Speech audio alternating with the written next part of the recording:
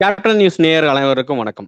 இன்னைக்கு நம்ம யார் கூட பேச இருக்க போறோம்னா, கேப்டன் மன்ற காலத்துல மாவட்ட செயலாளர் இருந்து, அதுக்கப்புறம் கட்சியா தொடங்கினதுக்கு அப்புறம் கழக இளைஞரணி துணை செயலாளர் இருந்து, அதுக்கப்புறம் கழக இளைஞரணி செயலாளர் இருந்து, இப்ப உயர்மட்ட குழு உறுப்பினராகவும் மக்கள் மன்றத்துல எழும்பூர் சட்டமன்ற தொகுதி உறுப்பினராகவும் இருந்த அண்ணன் நல்லதம்பி அவர்களை தான் பார்க்க போறோம்.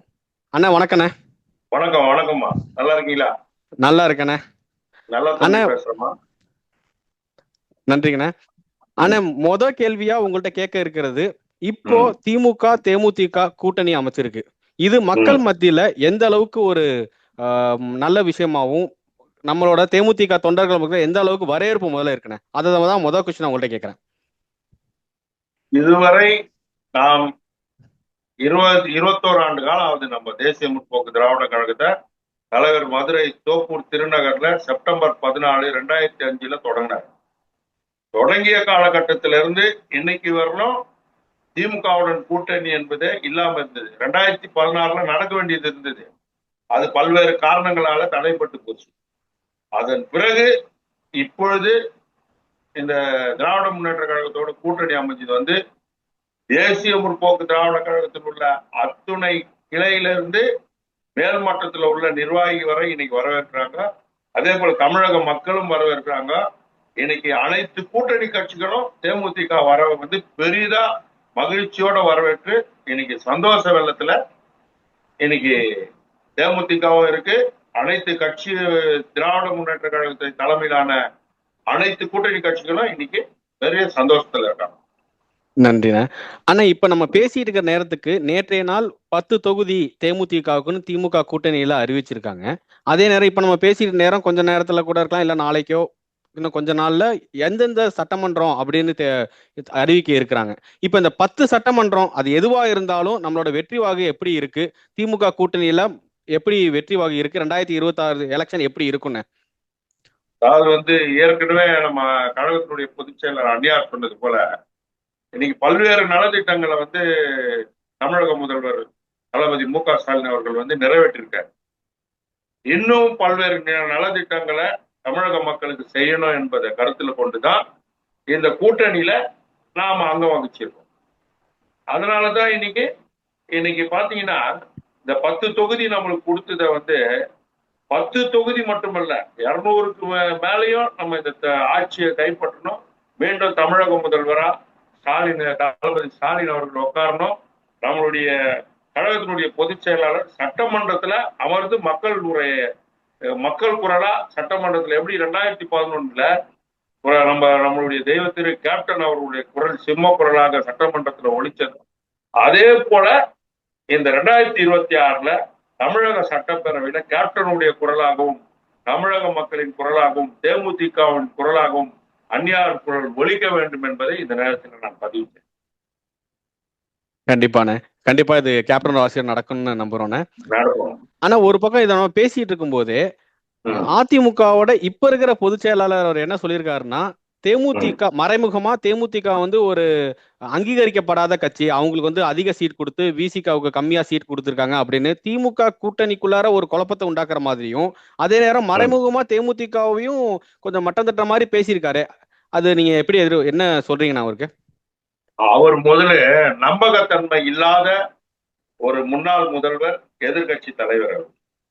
அவரு அதாவது 2011 நாம அன்னைக்கு அண்ணா திராவிட முன்னேற்ற ஆட்சி கொண்டு வந்துட்டு தேமுதிக கேப்டனுடைய துணையோட தான் அன்னைக்கு தமிழகத்துல 2011 பெரும்பான்மையான கூட்டணி தேமுதிக அதிமுக கூட்டணி வெற்றி பெற்று ஜெயலலிதா முதலமைச்சராகவும் நம்மளுடைய தெய்வ திரு கேப்டன் அவர்கள் அதாவது ஒரு பிரதான எதிர்கட்சி தலைவரா அன்னைக்கு அமர்ந்தார். அன்னைக்கு தலைவர் எதிர்கட்சி தலைவரா இருக்கிறப்போ இதே எடப்பாடி பழனிசாமி எதிர்கட்சி தலைவர் எடப்பாடி பழனிசாமி அவர்கள் வந்து 4ஆம் வரிசையில இருந்தார். ஜெயலலிதா முதலமைச்சராகவும் பிடபிள்யூடி நிதித்துறை அமைச்சராக ஓபிஎஸ் அவர்களும் அன்னைக்கு அமைச்சர் வரிசையில இருந்த இவரு நம்ம ஒரத்த நாடு சேர்ந்த இன்னொரு அமைச்சர் அவரும், அதுக்கு பிறகு இன்னொருத்தர் KP முனுசாமி, அவருக்கு அடுத்து தான் நெடுஞ்சாலைத்துறை அமைச்சரா இருந்தவர் தான் எடப்பாடி பழனிசாமி அவர்கள். அதன் பிறகு அவருக்கு தெரியாது தேமுதிக பலம் என்ன எதுன்னு. ஆனா அன்னைக்கே அவர் எடப்பாடியில ஒரு MLA-வா வெற்றி பெற்றாருன்னு சொன்னா அது நம்முடைய தலைவர் கேப்டனுடைய பிரச்சாரத்தை முன் வச்சுட்டான்ட்டு பல முறை பேசியிருக்காங்க சட்டமன்றத்துல. அதே பழனிசாமி அவர்களை இன்னைக்கு வந்து சொல்றாரு தேமுதிகவுக்கு 10 சீட்டு கொடுத்தது தேவையில்லாததுன்னு. ஏன் அவரு 2024 பாராளுமன்ற தேர்தல் நடக்கிறப்போ 5 சீட்டு கூப்பிட்டு தேமுதிகவுக்கு கொடுக்கறப்போ இது அங்கீகரிக்கப்பட்ட கட்சி அங்கீகரிக்கப்படாத கட்சின்னு அவருக்கு தெரியாதா? அவரை வரலாறு புரட்டி பார்க்க சொல்லுங்க. இன்னைக்கு இந்திய தேர்தல் ஆணையத்தாலும் தமிழக தேர்தல் ஆணையத்தாலும் அங்கீகரிக்கப்பட்ட கட்சியில முதல் கட்சியா அதிமுகவும், 2வது கட்சியா திமுகவும், 3வது அங்கீகரிக்கப்பட்ட கட்சி தேமுதிக, 4வது விடுதலை சிறுத்தை, நாம் தமிழர் கட்சி வரிசையில் இருக்குது. ஒரு எதிர்கட்சி தலைவர் மேடையில பொதுவெளியில பேசுறப்போ நாகரிகத்தோட பேச சொல்லணும், பொய் சொல்லக்கூடாது. என்ன உண்மை என்பதை சொல்லணும். தேமுதிக இன்னைக்கு வந்து பட்டி தொட்டி எங்கும் அனைத்து இடங்களிலும் கிட்டத்தட்ட திமுக அதிமுகவுக்கு ஈக்குவலாக BLA 2 அமைச்சு இன்னைக்கு தேர்தலை சந்திக்க தயாராக இருந்து கொண்டிருக்கிறது தேமுதிக என்பதை இந்த நேரத்தில் தெரிவிச்சுக்கொள்ளும். கண்டிப்பான. ஆனா ஒரு பக்கம் இப்படி எடப்பாடி பழனிசாமியா இருக்கட்டும் மற்ற கட்சியெல்லாம் பேசுறபோது இந்த கேள்வி நான் ஏன் உங்கள்கிட்ட மெயினா கேட்க இருக்கிறேன்னா, நீங்க மன்ற காலத்துல இருந்தே கேப்டன் அவரோட இருக்கிறவங்க. அதே மாதிரி இப்ப மன்றத்துல இருந்து இப்ப கட்சி ஆரம்பிச்சிருக்காரு விஜய்.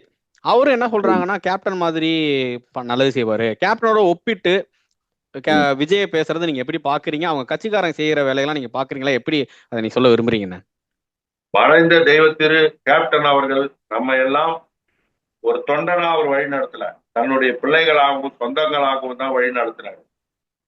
நம்ம தலைவரை போல அப்படின்னு சொல்றதுக்கு இன்னைக்கு யாருமே கிடையாது, உலகத்திலேயே இல்லைன்னு தான் என்னால சொல்ல முடியும்.